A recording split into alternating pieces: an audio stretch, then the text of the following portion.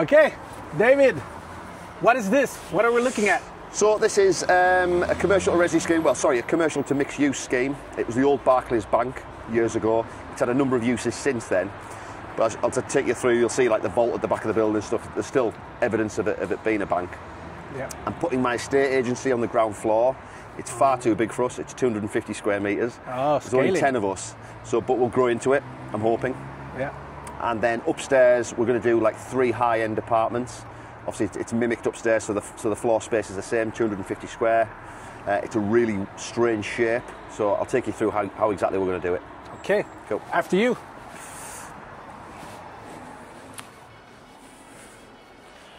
So this is the ground floor. As you can see, it's just pretty much one big open space currently.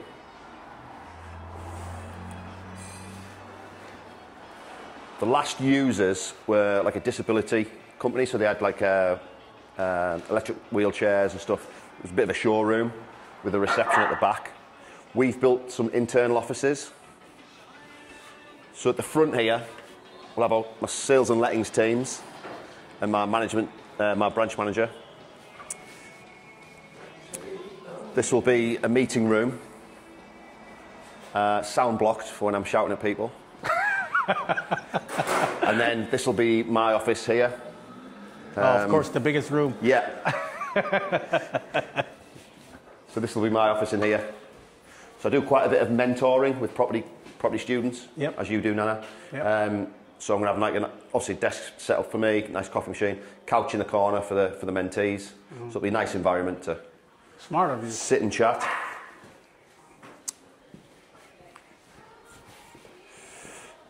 Toilet facilities. There's an elevator there which we've just isolated. We're actually going to convert it into a services cupboard, so it'll have the meters and stuff in. Do you need to have the elevator now because of these disabilities? No, stuff? That was there because it was a disability showroom, and the owner of the business, unfortunately, was disabled. He'd been in a car accident years ago, so it was for to facilitate his wheelchair. Yeah, lovely guy. Because it's just new builds, right? That you need to have like access. A lot of them do. There's different standards for each one. Yeah, but. Yeah, there's a lot of, obviously, you need to take into mind, like, you know, ramps and in bathrooms, DLA packages, you call it, Okay. So out here... Sorry. Yeah. Right. Yeah. There we go. So there's going to be a big open space there. We'll have all the printers and scanners, etc. It's going to be a nice quiet area for if someone has a private phone call to take, etc. But there's a lot of space that... Out here is going to be key storage. We manage 550 properties, so we've got 550 sets of keys. Well, hopefully we have. And then out here, we can't get in there because it's full of insulation.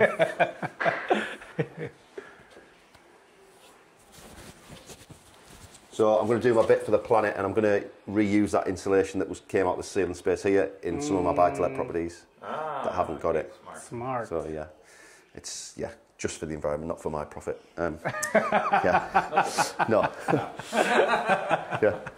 So that's the ground floor. Yep. Today we have the MF ceiling beginning. So it's like a gridded metal ceiling with acoustic panels in it. The pink boards that you can see on the ceiling currently, they are to create the fire break between the 2 floors. So we had to take down a perfectly good ceiling, but we had to create that the fire separation between the 2 floors, between commercial and residential. So what you can see is 2 layers of pink board.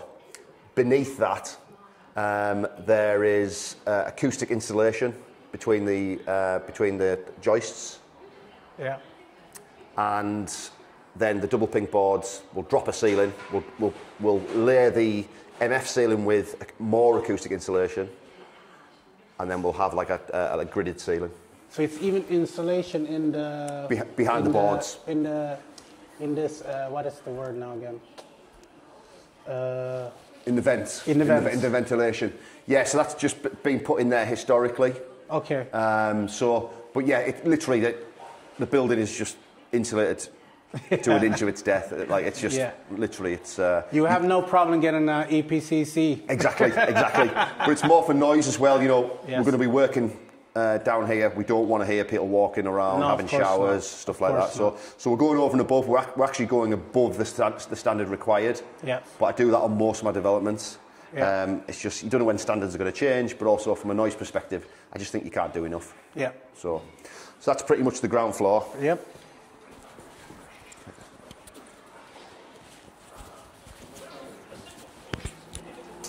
What's the square meters of the building? So it's 4,800 square feet. Square feet. Yeah, square feet. Yeah. Yeah. I know everyone works in square feet in development. Yeah. Yes. In England, yeah. Yeah, in England, yeah. It's old numbers, but everyone still uses it. So this is obviously going to be all modernised. So we've got kitchen facilities there for my staff, and this is going to be like a little breakout room where they can sit and have the lunch, basically. It's going to look a hell of a lot nicer than this. Yeah. So through here. Yes. So the door you're just walking through there, that's going to be bricked up because we don't access. And this one is also, which is an old entrance door anyway. So the residential entrance will be here. So on the front of the building, you'll have seen the metal gates. Yes. That's going to be the residential entrance. Obviously, it's going to be a nice black powder coated gate there. So if we can come out here, it'll be easier to show you. Watch your feet, because there's. Thanks. Aktara. Yeah. Okay, they're gonna come from here. Okay. Yeah. So there's 3 parking spots on the front. They're going to be for the apartments. Yep. So that gate will be removed. There'll be a nice powder coated gate here with a pedestrian entrance as well. So this will be the residential entrance. Yep. This will all be prettied up. It's going to be like made into a little courtyard, little picnic benches, etc. Yeah. So yeah, residential, come round here. Just watch your feet again. Yes, thanks. You going to keep the inverter? Yes, we're going to keep them. Yeah. They've just been serviced, so they're pretty good.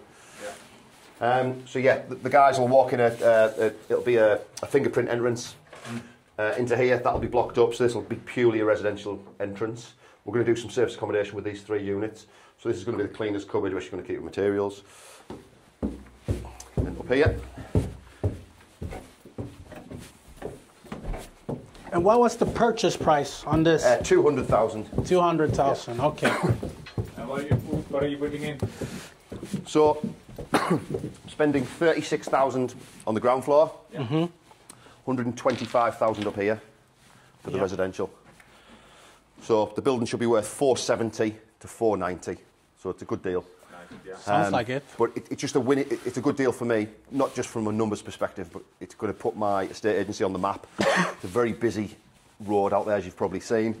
It's a major roundabout in Billingham. So I think there's 3,800 cars come past every year. 380,000, I should say, cars come past every year. So, you know, we're going to have brand. Exposure. Exactly. Branding all over the front of the building. And we've outgrown our current office. So I don't have a desk. Because where's your office now? So it's about half a mile down that way. Yeah. So, but we got the office less than 2 years ago. There was only 3 of us. It was me, my branch manager, and one property manager. That was less than 2 years ago. Now there's 10 of us. Wow. So we're growing quickly, which is why, you know, the ground floor is too big for us currently. But I think if the growth continues the way it is, then we'll need the space anyway. So so we're future-proofing the business. Yeah, smart. So up here, it's just all been ripped out. More insulation, if anybody needs any. I'll come and get some from next project. How big's your boot? So the existing windows, up here was just another showroom for the mobility company. Historically, it was the bank admin staff, so Barclays had the sort of cashies and stuff downstairs, and then the admin staff up here, I believe. Yeah. It was a long time ago, though. Yeah. There was a staircase in here. We've blocked it up and knocked the walls down. So what you can see now, it's a real funny shape. We're going to get 3 apartments out of this. The floor plans are on there, which we'll come to at the end of the walk round. Yeah. But essentially, there's going to be a 1-bed apartment here, straight across, straight up and down. A 2-bed here, and another 2-bed at the back. I think, we'll have a look at the numbers, but I think the back one's like 69 square metres. Okay. 65 square metres, so the good sized 2 beds. Minimum space standard in the UK now is 61 square metres. And then the 1-bed, I think, is about 45. So the good areas. Yeah. So yeah, we've ripped all this out.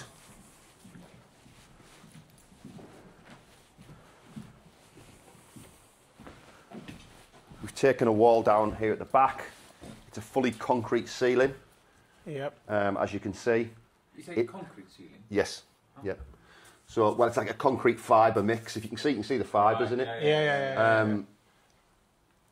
So, which is quite common for large commercial spaces in the UK. Are you keeping the bars? Sorry? Are you keeping the bars? No, you can have them as well. I'll put them on the windows now. You don't need to. Are you going to change the windows then? So we're doing this under permitted development. Yep. I'm sure you're aware of that. Yep. What I did is I bought the building as a commercial entity. It's always been commercial. I have put separate planning in for 5 windows along this elevation. The reason I've done that is I didn't want to upset the apple cart too much with the planners. I didn't want to put in permitted development and then ask for a load of windows. Yeah. So I put in, just to be a little, not sneaky, but a little bit clever about it, we put in a separate planning application for the windows. We've got those passed despite 250 objections. Oh, wow. No way. From who? So from the surrounding community. So the business next door, I hope she's not watching this because I don't like her. She said that she didn't want us overlooking her car park. The nature of their business is it's imports and exports. I don't know. I know, exactly. And it's not, there's no goods coming into here anyway. Yeah. So my first thought was, are they importing dodgy stuff? There's no good. It's just an admin office. Anyway, luckily the council sided with me, despite her going around the whole estate and getting all of the residents to sign the objection. Oh, wow. So when I initially got the form with all the objections on, obviously I feared the worst. And the councils have sided with us on logic because it's a car park. Yeah. Like, if anything, it's a bonus to have more people overlooking your cars. Isn't it? From a security perspective. Yeah. I mean, so anyway. And how long did this take, the objection? The whole process took about 14 weeks. Okay, that's not so long. No, and we started it before I owned the building. 'Cause what a lot of people don't realise is that planning permission is attached to the building, not the buyer. So you can be looking at a building now, Nana, and put in a planning application at your cost. Yeah. But that planning application belongs to the building. Yeah. And that cuts your time frames down. So I did that. I did it about 4 weeks before we completed. Yeah. Obviously, you want to have in mind that you're going to buy the building. Obviously, don't do it on random buildings. Yeah. But just to get ahead of the race a little bit. Yeah. So this wall's come down. This is all going to be opened up. When we look at the plans, you'll see, but it's going to be like an L-shaped kitchen there. We've got an opening there that we can utilise as a window. There's going to be 5 windows along this elevation, like I said. Nice big windows as well. So yeah, it's at its ugliest currently. It's really interesting. Hopefully. So what is the timescale? So we have now we've got planning permission for the windows. Permitted development has just gone in. The application, so that's 8 weeks. So that's going to take us into the new year. The lads knock off mid-December anyway. Yeah. No dramas. We're going to get the windows in. We're going to put acoustic matting up here to give us another level of acoustic. As you can probably tell, I'm paranoid about noise. I've converted lots of blocks of flats. You got small children? No, I haven't. No, I don't want any. But I've converted a lot of flats, and honestly, there's nothing worse than spending hundreds of thousands of pounds, gorgeous flats, and the people on the ground floor within week 2 want to leave because of the noise from upstairs. I've seen it. Right. And that's when I've done stuff to British standards. So now we go above on everything we do. You go European or Scandinavian. Yeah. I think it must be German. Yeah, it's German engineering. But yeah, it's just not worth it. So I don't. If someone sneezes up here, I don't want anyone to know about it. Yeah. So yeah. Yeah, it's a bit like me yesterday in the hotel. I don't know if you guys heard it, but someone was having, not me. Someone was having quite fun with their lady, and really? And I just heard it. Like I'm like, oh my god. Were you jealous? You should have took the glass off your ear. So it's sideways currently. I'll take this off. I don't know why the lads... I mean, I can see why they've done it, because they're working on these windows. Yeah. Actually, I'll just leave it for them. Yeah, just leave it. So you can see the windows, the 1800 wide, all full fire escape windows. Okay. So huge windows. Yeah. So you can see that the one-bedroom apartment is just a straight run, starting in there. this first 2-bed apartment is just short of 64 square metres, juts into this corner there. Right. And at the back here, 69 square metres for the big one. So with such a strange shaped building, yeah, this is where your architect earns his money. So I've used the same architect for the last 8 years. Oh, okay. I've got a brilliant relationship with him. He'll not only do all the legislation, do all the drawings, he'll help me with planning, but then he'll come on site. He'll just walk on site every so often. You don't expect him. David, I just want to see how you're getting on. Brilliant. Absolute legend of a guy. Cover that up so no one knows who he is. I'll blur it. I promise. He's too busy.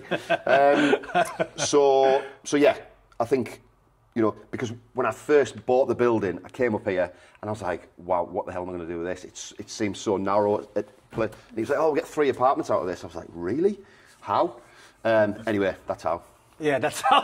But this is what you pay people. He's not cheap, but this is what you pay good people money for, isn't it? He's come in. He had a vision as soon as he walked up here, which is what he's paid for. Yeah. And he's created that. Yeah. So that's what we're doing. Smashing deal. It's pretty much. It's going to be really nice. It's a really simple development. There's nothing smart about it. Up here, it's a blank canvas. It's basically going to be stud walls throughout. The roof's already good. We're going to create a warm roof. So there's 2 ways to do that: is take the roof off, put slabs of insulation on, ply and other bits, and then put the roof back on. Obviously, very expensive, especially for a roof this size. So you can do it from internally. So we'll stud out the ceilings, just insulate the life out of them, and then plasterboard, which is what anybody would do. Yeah. The only thing with that is you need good ventilation around the insulated space. Yeah. Otherwise, it'll just sweat. Yeah. So we'll have air vents throughout the perimeter. Okay, okay. Smart. Yeah, again, something I learned the hard way. Yeah. So yeah, that's it, really. It's cracking deal. Yeah, good deal. I hope next time when I'm here, maybe you made some progress. Because you said, when do you think it's finished? So we'll get permitted development through, I think, sort of middle of Jan. Yep. So I think this will only take us another 3 months.